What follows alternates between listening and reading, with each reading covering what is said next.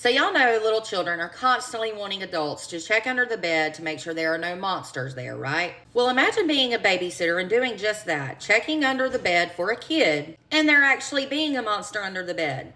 The kid wasn't lying.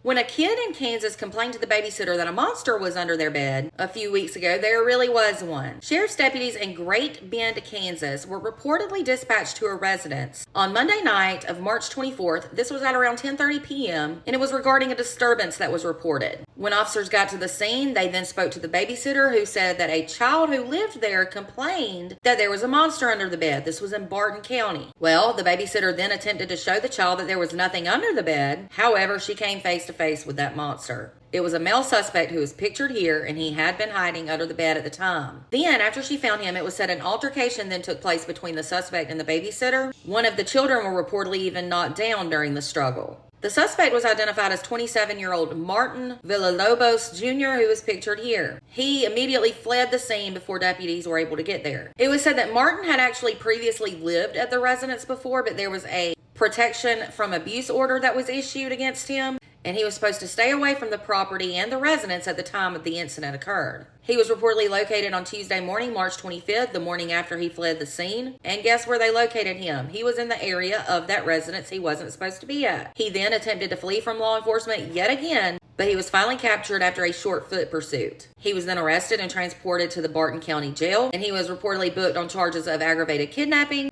aggravated burglary, aggravated battery, child endangerment, felony obstruction of law enforcement officers, and violation of a protection from abuse order. He is reportedly still being held in jail on a $500,000 bond. The judge was not playing this time, thankfully. I can't imagine the terror that child and babysitter felt.